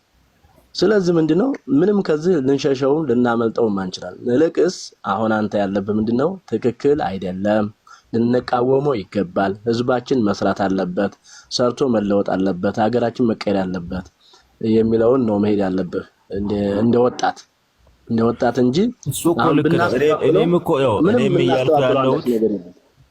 እኔም እያልኩ ያለሁት እኮ አንዳንድ ጊዜ ህዝቡ ለምሳሌ አሁን እኔ እንዲህ አይነት ነገር እድር ውስጥ መከተት የለበትም። ህዝቡ ከፈለገ በራሱ ፍቃድ 30 ቀኑም ይቀመጣለሁ ካለ መቀመጥ ይችላል። ነገር ግን እድር ውስጥ እየተከተተ በእድሩ ህዝቡ ላይ መስራት እየፈለገ ጫና መደረግ የለበትም የሚለውን እኔ ራሱ ይሄን ነገር እቃወማለሁ፣ እኔ በግሌ ማለት ነው። ምክንያቱም ሰው የሆነ በዚህ ቀን እንደዚህ ለኔ ተደርጎልኛል ብሎ የሆነ ያንን ቀን እድር ውስጥ እንዲገባ ያደርግና በዛን ቀን የሰሩት እንዲቀጡ ብዙ ብር እንዲቀጡ ያደርጋል። ህዝቡ እኮ ያመጣው በዚህ ምክንያት እድር ራሱ አሁን ለማይተሰራ ነገር ለምን እንከራከር? ህዝቡ ያመጣው እኮ ቤተክርስቲያን ነግራው ነው እንጂ ከየትም አላመጣውም። በዓል ማክበር አሁን በዓል ያው በትክክል ያለ መረዳትም አለ ነው። እሱ ትክክል እኮ ነው። ቤተክርስቲያን ሳታመጣ አይደለም፣ ግን በትክክል ባለ መረዳትም የሚደረጉ ነገሮች አሉ። ምንም አለ መረዳት የለም። ቤተክርስቲያኗ ናት ያልተረዳችው፣ ምዕመኑ አይደለም ያልተረዳው። በዓሉን ሰርታ ስታመጣው በቃ አዘጋጅታ ምን ብላ በዚህ ቀን በዓላት ነው አትስሩ፣ በዓላት ነው አትስሩ አዘጋጅታ ምን ብላ በዚህ ቀን በዓላት ነው አትስሩ። የግዝት ሁሉ በዓል አለ እኮ አይደለም፣ ከበዓላት አልፎ የግዝት በዓልም አለ። አሁን እሱ አይጠቅመንም። በቃ ምንም መካድ እኮ አያስፈልግም። ደህ ማመኑ ምንም አይደለም። ማመኑ ግን በራሱ ወንጌልን እያነበበ እየገባው ከሄደ በራሱ ሊተው ይችላል እንጂ ቤተክርስቲያን እየሄደ የነፍስ አባቱ ራሱ ያወግዘዋል እኮ እንዴት በበዓል ሰራሽ ይባል። በበዓል እንኳን ተሳስቶ ቢሰሩ የሄደው ለነፍስ አባታቸው ይናገራሉ። ይሄ ምንም እኮ ማስተባበያ ያስፈልግ። ህዝቡን አትንካ። ህዝቡ የተነገረው ነው፣ ምዕመኑማ የተሰጠው ነው። አሁን በርሱ አውራ የተሰጠውን ማለት አድርግ ተብሎ የተነገረው ነው። ምዕመኑ ምንም ችግር የለበት። ቤተክርስቲያኒቷ የምትለውን ከማለት ውጪ አለስ መጽሐፍ ቅዱስን አንብቦ እንደኛው ገብቶት ካልወጣ በስተቀር እዛው ሆኖ ግን ቤተክርስቲያኒቷን ነው የሚሰማው፣ ካህናቱን ነው የሚሰማ፣ ኢቭን ዲያቆናትን ይሰማል እኮ። ህዝቡ እኮ ሰሚ ህዝብ ነው። ያሉትን ነው አሜን ብሎ የሚጣበ። ስለዚህ ህዝቡን ላይ ብሌም ማድረግ አይጠበቅብንም። ቤተክርስቲያን ነው ስህተት ያለው። ስለዚህ ቤተክርስቲያኒቷ የነገረችውን ይዞ ነው የሚሄዱ። ሁሉም አትስሩ ተብሏል አትስሩ። እንደውም አሁን አንዳንዱ አይ ዛሬ እኮ በቃ የግዝት በዓል ሲሆን ነው እንጂ ይላሉ። የግዝት ደግሞ የሚባል አለ፣ የተገዘተ እነዚህ ሚካኤል ምናምን ይሁን አላውቅም፣ ብቻ ረሳሁት። አሁን የግዝት ምን ደግሞ ይባላል። ግዝት ነው፣ በዛ ቀን አይሰራም። አሁን የወሩን ግን አንዳንዱ ሰው አብዛኛውን የሚሰራል የማይሰራም አለ። አሁን በቃ አንዳንዱ ተገዶ ይሰራል። በፊት እኛም እናስታውሳለን። በቃ ግድ ከሆነብን አሁን የሆነ ወፍጮ ምናምን ማስፈጨት፣ እህል እንደዚህ ልብስ ማጠብ አጋጣሚ ግዴታ ከሆነብን በዓል ሽረን አድርገን እናውቃለን። በቃ ሽረን ማለት ነው። ምክንያቱም የግድ ያንን ነገር ማድረግ ስላለብን ብለን ማለት ነው። በቃ ዛሬ በቃ ያስፈልገናል። አይ ኢብን ልብስ እንኳን እናጥብም አይደል? በቃ ስለዚህ ያስፈልገናል ያ ልብስ ካለን በዓል ሽረን አጥበን እናውቃለን፣ አስፈጭተን እናውቃለን። ምክንያቱም የግድ ስለሆነ ማለት ነው። እና ዝም ብለን አጉል አንዳረቅ ማለት ነው፣ አንከራከር እንጂ ይሄ ምዕመኑ ከየትም አያመጣው። ከራሷ ከቤተ ክርስቲያንቱ ትምህርት በራሱ እንዳልኩ አይ እያነበበ እየሄደ ያራሱን ያገናዘበ እየሄደ አይ እውቀቱ እየጨመረ ሄዶ መጽሐፍ ቅዱስን እያነበበ ምንም አይጠቅም ይሄ ነገር ብሎ ካልተወ በስተቀር እንጂ በቤተ ክርስቲያን ስርዓት ነው የሚገዛው እኮ ምዕመኑ ምንም እኮ አላጠፋ። ገባ? አሁን ርዕሱ ላይ እናውራ። ይልቅ ታውራ ከሆነ ያለዛ ጌታን ተቀበል። ምን ይቀበላል? ተቀብያለሁ እኮ ነው አምኜ የምኖር ሰው። ሌላው ቀርቶ ምን መሰለሽ የእመቤታችን በዓል 33 ናቸው። 33ን የማያከብር ሁሉ እንዴት ይወገዛል ይላል ራሱ ታምረ ማርያም የመጀመሪያ መቅድም ላይ 33 በዓመት የሚከበሩት የእመቤታችን እንኳን በዓል በስነ ስርዓት በቤተ ክርስቲያን ለመጡ ሁሉ የሚነበብ የሚነገር ነውና እንትን ባንለው እውነታውን መቀበል አንዳንዴ ጥሩ ነው። እድር ውስጥም እኮ ቄሶች አሉበት። እድር ቄሶች የሌሉበት የትም ቦታ የለም። የሚገርም ማለት ነው። እዛ ማስተማር ይችላሉ፣ መቀየር ይችላሉ። እና በዛ መልኩ ነው። አሁን ወደዛ እንሂድ። ያ በርዕሱ ታወራለህ ወይስ ምን ይሻላል? ርዕሱ ምን ላውራ? ስራ ያው ዞሮ እንደሚያስፈልግ አምናለሁ። ከዳነ በኋላ አንድ ሰው በስራ ነው የዳንኩት ብዬ አላምንም፣ ግን ስራ አስፈላጊ ነው ብዬ አምናለሁ። ስለዚህ ያዕቆብን አንተ የምትጠቅሰው ያዕቆብ በአጠቃላይ ያዕቆብ ስለማን ነው የተጻፈው? እንደው ያዕቆብ ለሚያምኑት አይደል እንጂ ለኦርቶዶክሳውያን እንደሚጠቅሱት አይደለም። እነሱ ላልዳኑ ሰዎች አይደለም የጻፉ። እነሱ የሚለው ኦርቶዶክሳውያንም እኮ እኛም እኮ ላልዳኑ አይደለም ለዘላለም ሕይወት ማለት ለዘላለም ሕይወት ያዕቆብ የጻፈው የዘላለም ሕይወት እምነትን ከስራ ይለው ለዘላለም ሕይወት ማስገኛ ነው እንጂ ብለው ነው የሚጠቅሱት ኦርቶዶክሳውያን። የዘላለም ሕይወት እናገኛለን። እኛ እኮ እኛ የምንለው አምነን ስንኖር ግዴታ ስራ ያስፈልጋል፣ መስራት አለብን። ለምን ነው ስራ አምነን ስንኖር አልክ? ይኖራል ስራ ያስፈልጋል ማለት ለመዳን ነው። እኛም እኮ የምንለው እሱ ነው። አሁን እኛ ልንገርሽ፣ እኔ ለምሳሌ አሁን ስራ ያስፈልጋል ስንል እኛ ለምሳሌ በስራችን ድነናል አይደለም። ግን መጽሐፍ ቅዱስ ስራንም መስራት እንዳለብን ስለሚጠቅስ ስራ እንደማያስፈልግ አድርገን አንገልጸውም። ደግሞ ወይ አሁን ብዙ ጊዜ በእምነት ብቻ ሲባል ስራ እንደማያስፈልግ ተደርጎ ስለሚታሰብ ማንም ያስበው ነው። ያው እንደዛ ነው። ስራ አሁን በስራ ብቻ ለምሳሌ በእምነት ብቻ ሲባል ስራ አስፈላጊ እንዳልሆነ ተደርጎ እንዲታሰብ ያደርጋል ነው። በእምነት ብቻ ያልነው እኛንን መጽሐፍ ቅዱስ ላይ ደግሞ ስራውንም ይጠቅሳል። ያው በእምነት ደግሞ እንደዳን ነው። የዳነው በክርስቶስ ስራ ነው። ምንም ጥያቄ ምንም መቼ እሱን ተውት፣ አልዳናችሁ። በዳነው በክርስቶስ ስራ ነው ትሉና እምነት ደግሞ ከስራ ጋር ብላችሁ የምትቀላቀሉት ፓርት እኮ ነው የማይገባኝ። እሱ እኮ መጽሐፍ ቅዱስ ራሱ የሚለው ነው። ለምሳሌ አሁን የጠቀሽው ያዕቆብ ላይ ራሱ ማለት ነው የዳነው በክርስቶስ ኢየሱስ የዳነው በክርስቶስ ኢየሱስ ስራ ነው ትላላችሁ። ኦኬ ስትባሉ ከዛ ደግሞ እምነት በስራ ምን ማለት ነው? ሰው ከዳነ በኋላ እንደገና ያምናል? እምነት በስራ ማለት እኮ ያመነውንና ያንገኘነውን ድነት እኮ በስራ መኖር አለብን ነው። በቃ መኖር ይጠበቅብናል ነው። አሁን ምን አልከ? ካልኖር ነው ልንገር አንዴ አስጨርሼው። ካልኖርን እኮ ለምሳሌ አንድ ሰው እኔ በክርስቶስ አምኛለሁ ብዬ ለምሳሌ አሁን እኔ በክርስቶስ አምኛለሁ ብዬ ኑሮዬ ህይወቴ ግን ሌላ ከሆነ ይሄ አመጽ ነው። ያመጸጸው ደግሞ ይድናል ብለን አምነን መቀበል እኔ አሁን አልችልም በራሴ ማለት ነው። ነገር ግን ሰው ለምሳሌ ሰው እንዲህ ሲል ባል ደግሞ በደል አይገኝበትም፣ ሰው አይስትም ምናምን ማለት አይደለም። ለዛ ደግሞ ራሱ መጽሐፍ ቅዱስ ደግሞ መፍትሄውን ያስቀምጥልናል። ነገር ግን አንድ ሰው አምኛለሁ ድኛለሁ ብሎ ስራ እንደማያስፈልግ በመቁጠር ህይወቱ ግን ሌላ ሆኖ አምናችሁ ምድኑት በስንት ነገር ነው። ግን የእናንተ እምነት እኔ እኮ በጣም ግራ የሚገበኝ ኦርቶዶክሳውያን መጀመሪያ ምን ትላላችሁ? ያመነ የተጠመቀ ይድናል።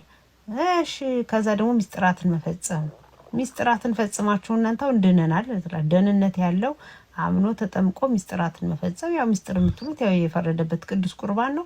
እሱን እየወሰዱ እየሰሩ ምናምን ትላላችሁ። እዚህ ጋር ደግሞ ትመጡና አይ እምነት ያለ ስራ ትሉና ደግሞ እምነት ስራ። በስንት ነገር ነው የምትጸድቁት የምትድኑት? እናንተ ስንት መንገድ ነው ያላችሁ የመዳን? አንድ ነው። ኧረ እናንተ አንድ አይደለም እናቴ።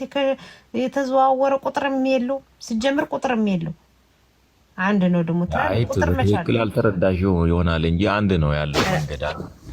አሁን ኦርቶዶክስ በክርስቶስ ነው። በቃ ምንድነው? በክርስቶስ ነው የዳነው፣ በክርስቶስ ነው።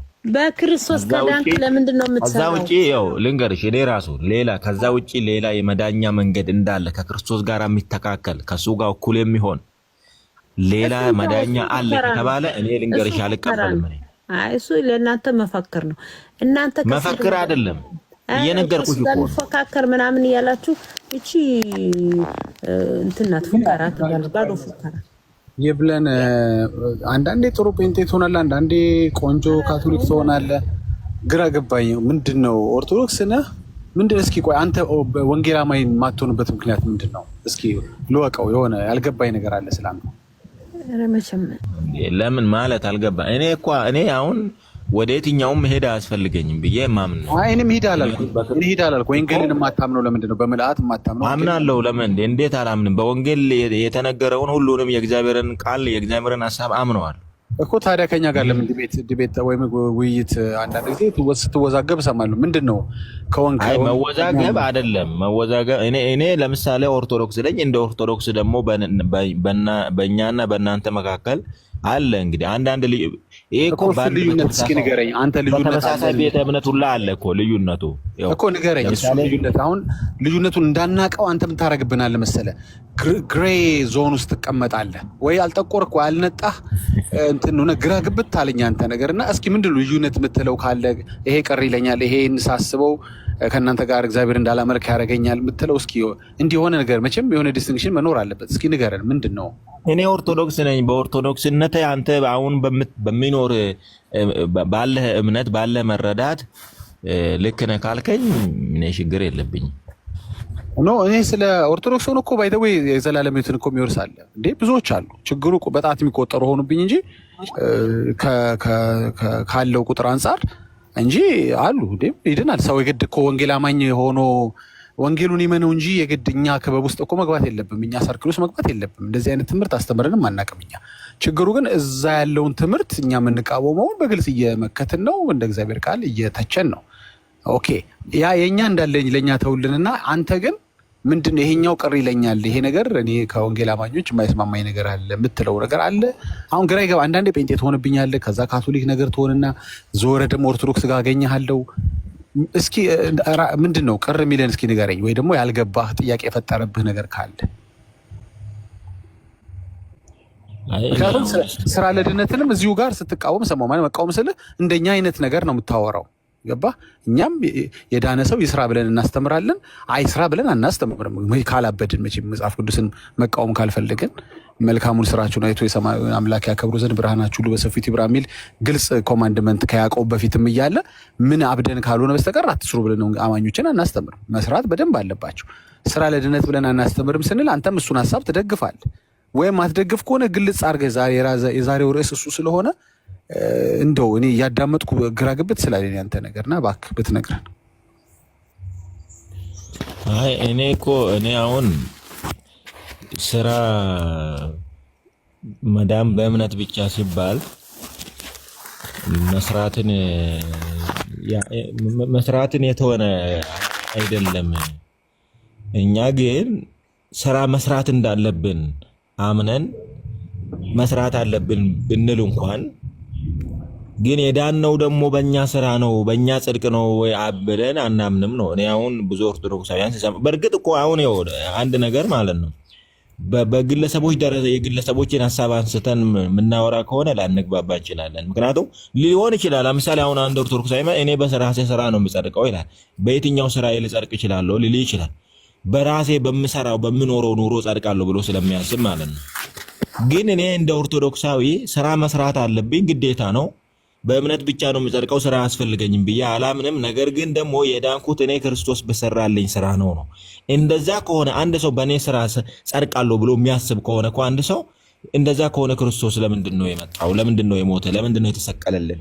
እኛ እውነት ሰርተን ስራችን ራሴን ሊያመኝ ነው። አሁን ይቅርታ ትንሽ ራሴን ያሳመመኝ ነው የምታወራው ነገር ማለት ሊገባኝ ብሎ ሳይገባኝ ይቀርና ይገባኝና ሊገባኝ ይጀምራል። በጣም ግራ እያጋባኝ ነው። የሆነ ግልጽ ያለ እንትን መለያውን ነገር በቃ እዚህ ጋር ያለው ነገር ቅር ያሰኘኛል። እንደ እግዚአብሔር ቃል አይደለም ይሄ እምነታችሁ፣ ይሄ ልምምዳችሁ። ለምሳሌ ያው ዳጊ እኔ አሁን ብዙ ስለ እናንተ እምነት ብዙ ያጠና ወይ እኔ የራሴን መረዳት ነው እያወራው ያለሁት እንጂ አሁን ስለ እናንተ እምነት እንዲህ ነው እንደዚህ ነው ብዬ ብዙ እንትን ማለት አይደለም። ነገር ግን ከናንተ ያው ለምሳሌ በእናንተ እምነት ይስተካከል ብዬ አሁን እኔ ምንድነው ያለ መረዳት እስካሁን ባወቀው ብትለኝ እኔ ማለት የሚደረጉ እንትን አሉ። አሁን ለምሳሌ ነቢያት ነው ምናምን በሚባሉ የሚደረጉ ነገሮች አሉና አንዳንዴ ደግሞ በትምህርት ደግሞ ብዙ ልዩነቶች ይታያሉ። እነሱ ከሚዲያ ከሰማሁት አንፃር ወይ ወደ መጽሐፍ አንብቤ እናንተን ዶግማ እናንተን አስተምሮ ምናምን አጥልቼ ስለማላቅ ይሄ እንደዚህ ነው ብዬ ጀጅ ማድረግ ይከብደኛል። ነገር ግን ቢስተካከል ብዬ ግን እንዳንድ ሰው እኔ ማምነው ስለናንተ በተለይ በነቢያት በሚባሉት የሚደረጉ በነገራችን ላይ ብዙ ከሌላ ከናንተ እምነት ውጪ ያሉት ማለት ነው ስለናንተ አይምሮ ውስጥ የሚመጣቸው እነዚህ ነቢያት ነኝ ምናምን የሚሉት ሰዎች የሚያደርጉት ነገር ነውና እነሱ ነገሮች ማስተካከል ብትችሉ ጥሩ ነው ብዬ አምናለሁ። ከዛ ውጪ ደግሞ ባስተምሮ ለምሳሌ ባስተምሮ ቆይ እሺ አንዴ ብለን እኔ እንትን ራሴ እንትን ስላለኝ ቆሞስ አሉ ወይ ደግሞ ሌላ ሰኒ ወይ ሌላ ሰው ከገባችሁ እኔ የገባኝ ስላልሆነ ትንሽ ልስማህ። ምክንያቱም በቃ ራሴን አሳምንከኝ ብለን ልትገባ ብለህ አትገባም። ከዛ ታንኳኳለህ። ስንከፍት ደግሞ አንድ እግር ይገባና ተመለሰ ትወጣና የመጣሁት ልገባ ነው ትላለህ። እና ትንሽ ቆይ እስቲ ለነሱ ታስረዳችሁ። ልስማን የሚትላል ቀጥል